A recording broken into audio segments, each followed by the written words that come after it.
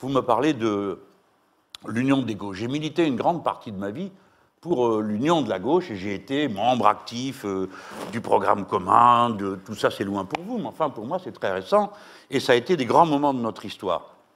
Cependant, il n'est pas vrai que, si vous voulez, la dispersion de la gauche a priori est un problème, mais à condition que vous me disiez de qui vous parlez, parce que qu'est-ce que c'est être de gauche? C'est déjà une première question, mais je laisse tout cet aspect politicien de côté. Ce qui est certain à mes yeux, c'est qu'on ne peut pas gagner une élection sans entraîner le peuple français par un ensemble de mesures ou un horizon qui soit distinguable et qui vaut la peine de se mobiliser pour lui. Il ne suffira pas d'arriver avec un collier de logo autour du cou en disant « Regardez, nous sommes tous d'accord » et vous pourriez me dire « Vous êtes d'accord sur quoi? Vous êtes une bande de menteurs, ce n'est pas vrai, parce que vous n'êtes pas d'accord sur l'Europe, vous n'êtes pas d'accord sur la planification, vous n'êtes pas d'accord sur le partage des richesses, etc. » Mentir pour arranger nos affaires serait la pire des choses. Donc, stratégiquement, vous avez affaire à quelqu'un qui s'est battu une grande partie de sa vie pour l'union des gauches.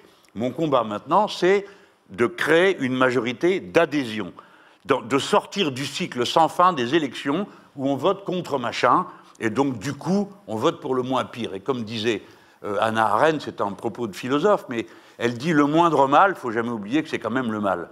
Donc, le moins pire, c'est quand même le pire. Donc l'idée, c'est entraîner vers un horizon commun. C'est pourquoi toute notre politique est centrée sur la question du programme. Oui, et qu'on n'arrête pas de rabâcher. Et je voudrais faire oublier ma personne pour qu'on ne pense qu'à mon programme. Alors, est-ce qu'on peut faire l'union? Vous venez d'évoquer les Hauts-de-France. Bon, alors, oui, dans les Hauts-de-France, l'union a réussi à se faire. Les Insoumis ont pris la bonne décision qui, à un moment donné, a tout fait basculer d'un côté. Mais nous avons, je ne vais pas vous raconter d'histoire, une situation qui est très tendue dans tout le pays. Pourquoi? Parce que nos amis Europe Écologie Les Verts, qui ne sont pas toujours très d'accord entre eux, mais ça arrive à d'autres, n'acceptent d'union que si c'est eux qui ont la tête de liste. Donc ils refusent toute discussion nationale, donc ça devient insupportable. D'un autre côté, moi je suis disposé à cette union partout, je l'ai dit dès le début. Pourquoi? Parce que les sujets sur lesquels nous ne sommes pas d'accord ne sont pas engagés dans l'élection régionale. L'Europe, notamment. L'Europe, le nucléaire, parce que ce n'est pas les régions qui décident de ça, ni le partage des richesses, parce que les régions ne fixent pas l'impôt national, etc. Donc on peut s'accorder sur ce qu'on a en commun. Et donc partout, nous avons fait la démarche en disant, nous, les Insoumis, on se sent capables de diriger des listes, mais ce n'est pas notre première question.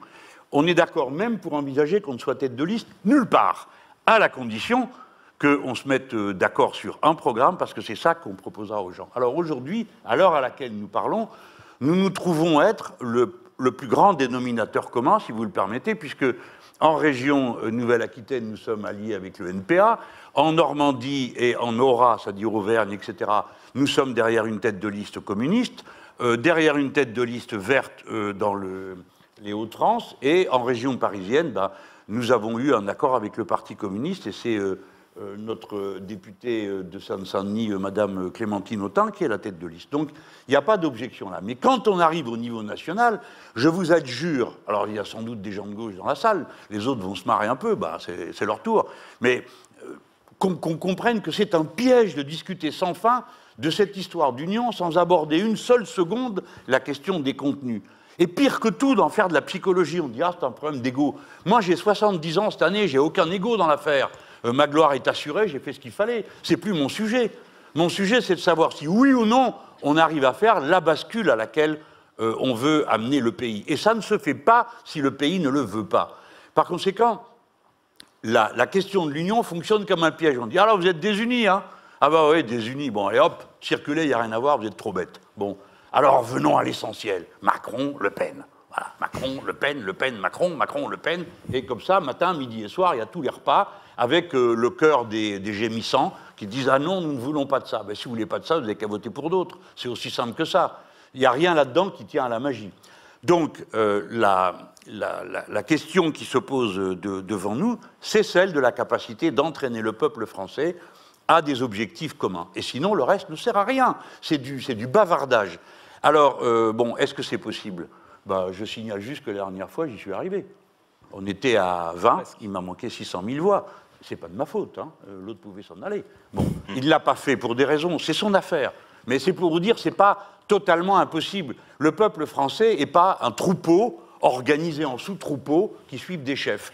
Les gens réfléchissent, pensent avec leur tête, font des choix et ne respectent plus rien, tant mieux.